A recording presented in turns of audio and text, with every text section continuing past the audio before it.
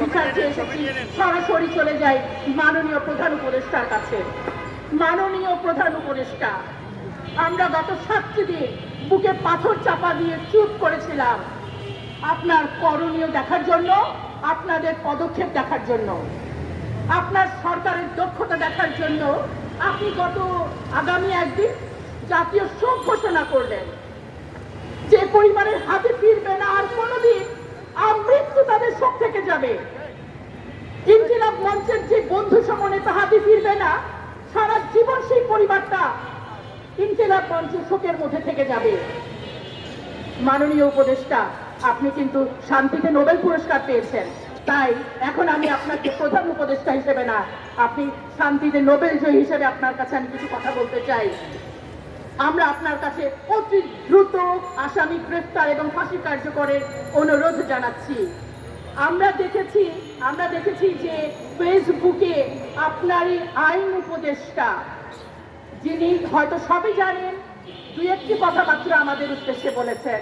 তার মধ্যে যেটি ছিল যে 8ম মামলার আসামি জামিন পেয়েছে যখন জুলাই যোদ্ধাদের হত্যা করে এ ধরনের জামিন হয়, তখন আমরা উপদেষ্টারাও প্রচন্ড শঙ্কিত, আতঙ্কিত, উদ্বিগ্ন বোধ করি।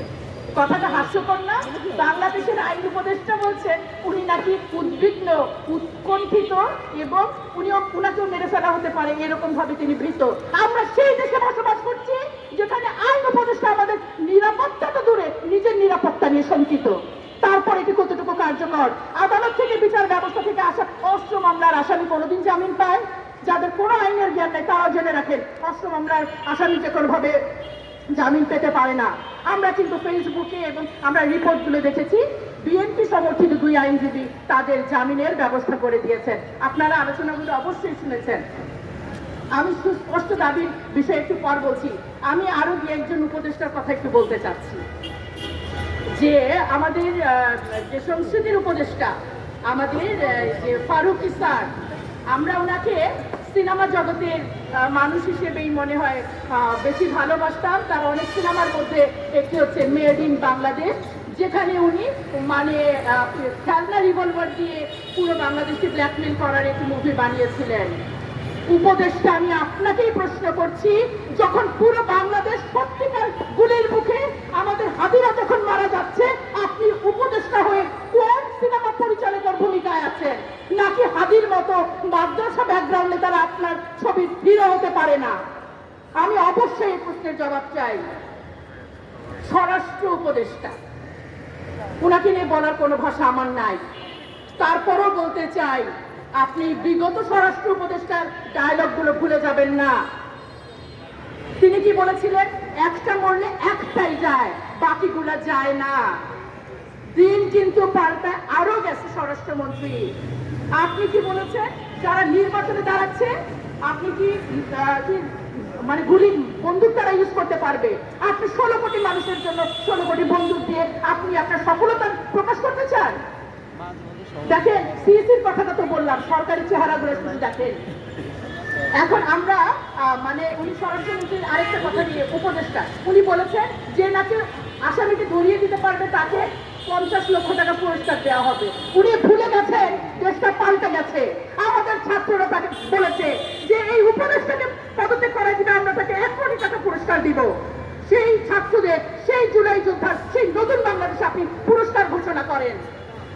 এবার তথাকথিত সুশীল সমাজ নিয়ে একটু কথা বলতে হবে। সম্মানিত সুশীল সমাজ, এর মধ্যে যারা পড়েন, আপনারাই সাদা নীল গোলাপি করে বাংলাদেশটাকে বৈষম্যযুক্ত করেছেন। আপনারা রাজনৈতিক দাসত্ব করেছেন, আপনারা বুদ্ধিবৃত্তিক দাসত্ব করেন এবং রাজনৈতিক দাসত্ব তো করেনি। আমি বিশ্ববিদ্যালয়ের সকল শিক্ষকদের পক্ষ থেকে আগে হাজির আক্তার কাছে ক্ষমা চেয়ে নিচ্ছি, তারপর আপনাদের একটি ঘটনা বলছি।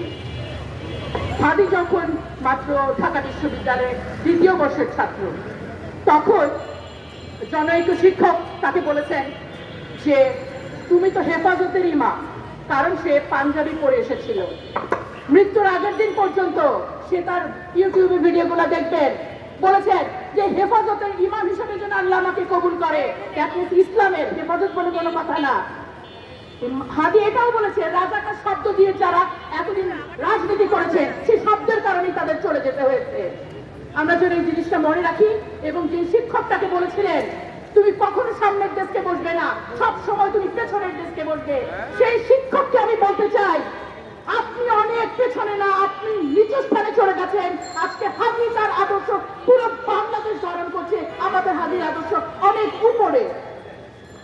এখন আমি যেটা বলতে চাই যে নারীদের বিষয়টা, সম্মিলিত নারী প্রয়াস, এবং এখানে আরো অনেকে যুক্ত হয়েছেন, সবার প্রতি আমার কৃতজ্ঞতা। মায়েদের প্রতি দুঃখ লাগছে, সেই জুলাই আন্দোলনের সময় মায়েদের ডাক নামে একটা সংগঠন আমি দেখেছিলাম, এই পুরো সময় জুড়ে তাদের আমি আর দেখলাম না।